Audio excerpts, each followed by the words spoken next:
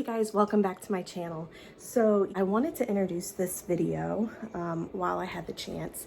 Tonight, I'm gonna be making dinner for the family. And before anyone comes at me for this recipe that I'm going to share, I know this is not authentic. I know. This is authentic to my family. It may not be authentic to your family, but it's authentic to my family. This is my family's recipe for enchiladas. All right, I'm gonna put the recipe in the description below, but I'm also gonna walk you guys through it step by step, okay? And so, again, it's not authentic. We live in Florida. My family has lived in Florida most of our lives. We have no Hispanic roots and we have no Hispanic background. The closest my family is to being Hispanic, I minored in Spanish in college and I don't even remember half of what I learned, okay? So when I say enchiladas, I mean it's South enchiladas, okay?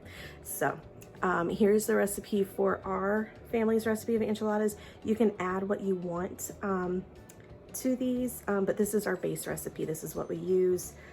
This is very nostalgic for me. It's a comfort food that I have known for years and years. That being said, here is my family's recipe for chicken enchiladas.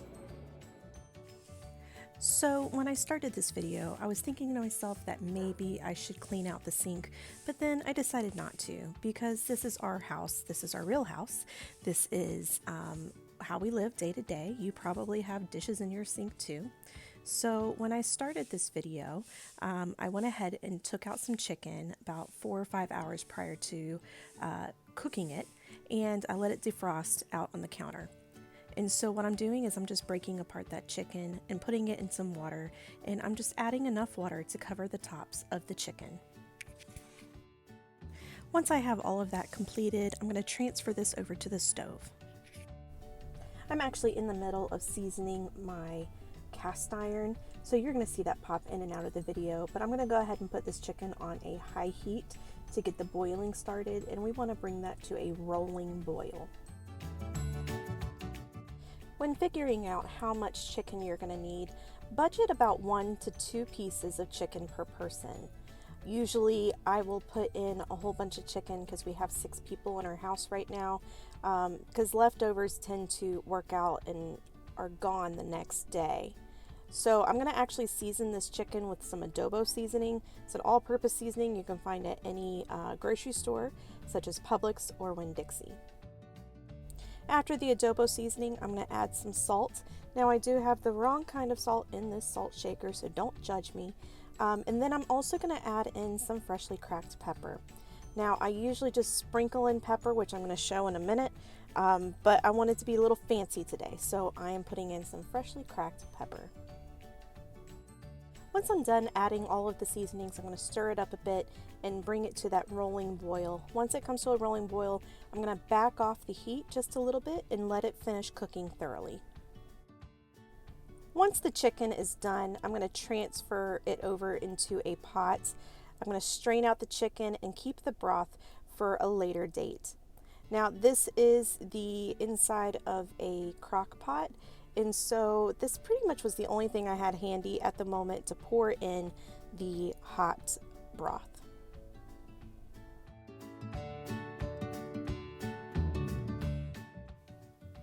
Now that that's separated out, I'm going to go ahead and put the chicken on a plate. That way it is a little bit more spread out and it can cool a little quicker. I'm going to leave that plate covered on the counter until it comes down to room temperature or something that I can handle. Now normally when I buy chicken thighs for this particular recipe, I buy the boneless and skinless chicken thighs. But we're a little bit on a tighter budget these days, and so thighs with skins and bones are cheaper, and so what I'm going to do is I'm going to remove all of the skins, try and keep them in the large pieces as much as possible, because we're going to make chicharrones later to accompany this meal.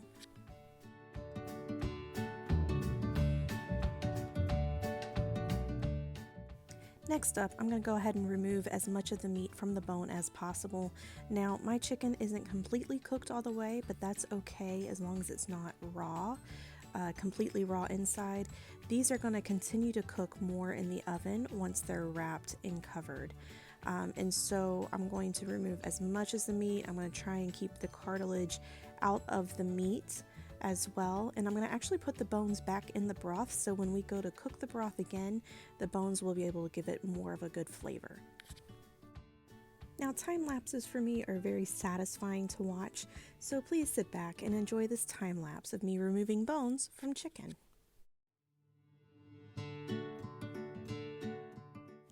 Now, don't judge me here, but some of the best things in life are free. For example, this Ninja. I have had this in my kitchen for years, and I have used it for years. And so this is one of my favorite kitchen tools, and I got it from someone who bought it and didn't use it and said, "Do you want it?" I said, "Sure, why not?" So this has been a tried and true appliance for me. This next step may seem obvious, but we're going to actually break down this chicken even further so it's easier to wrap in the tortillas. I'm actually just going to pulse it a few times and then pour it out into a larger bowl for mixing. I'm going to repeat this process until the chicken is actually broken down in finer pieces. It should have a consistency like tuna fish coming out of a can. I know that's a weird reference, but it's necessary for them to be this fine so that it can mix properly and then be stuffed in a tortilla properly.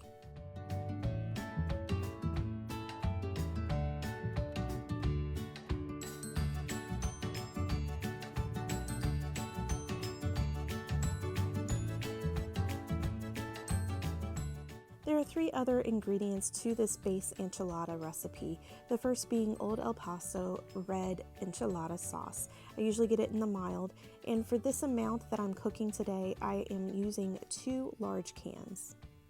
Now I'm going to crack open the first can and pour about half of the can into my meat. I just want it to be able to be just enough so that the meat will stick together. I'm going to mix it thoroughly to make sure all of the meat is coated. Once you see the meat start sticking together and holding together, it's time to add the cheese. I normally add about a cup of cheese into the meat mixture. I also use either a cheddar jack blend or a Mexican blend of cheese. It kind of gets all of the flavors in there together. Again, I'm going to thoroughly mix this meat mixture. At this point, you can add any other ingredients like peppers or onions if you want it cooked inside the tortilla. Now for the final ingredient, soft shell tortillas. I personally like flour tortillas as they add a little bit of flavor to the enchilada, and it is nostalgic for me. At this point, we're going to go ahead and start stuffing our tortillas. We're going to add a spoon to spoon and a half of the mix into the tortilla and wrap it tightly. At this point, it's really up to you how much mix you want to put in there. For me, I like them wrapped nice and thin, but you may like them with a little bit more meat in them.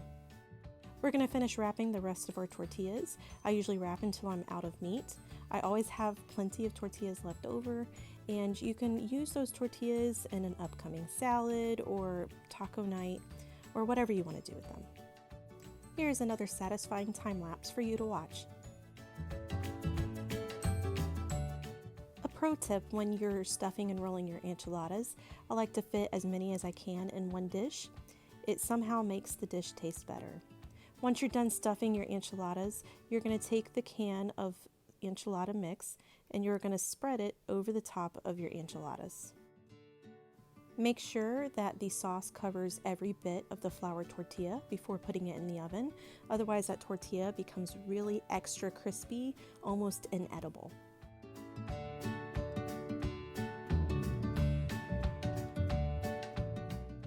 Next, we're going to add a cheese topping. I usually like to put a cup to a cup and a half of cheese over the top, and I just sprinkle it till it covers the entire pan.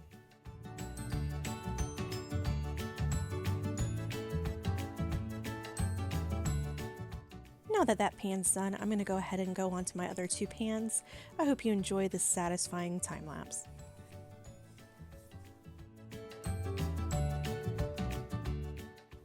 Now for the baking instructions. You're going to cover these pans with foil and you're going to stick them in an oven at 350 degrees. Now I'm not sure how much time you need to put it in the oven, but I always check and make sure that the sauce is bubbly and the cheese is nice and melted. And so once you pull them out of the oven, they're ready to serve.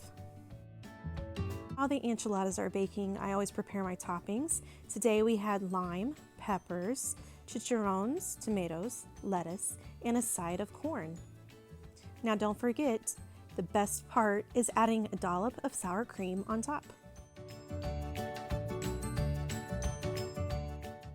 Here's the way I like my enchilada. I like lettuce, cheese, tomato, and sour cream. We also fried up those chicken skins and made chicharrones. The other side we had is what I like to call dirty corn. And here is how you make it. Roll your corn in melted butter and add Parmesan with a little bit of salt, pepper, and Mrs. Dash, and grill.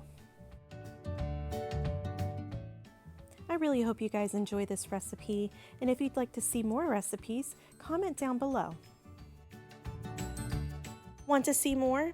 Subscribe here to my YouTube channel and turn on the notifications so you are notified every time I drop a video. You can also follow me on Facebook, Instagram, and Twitter for all the latest updates and paintings. Thanks again so much for watching, and I'll see you guys next time.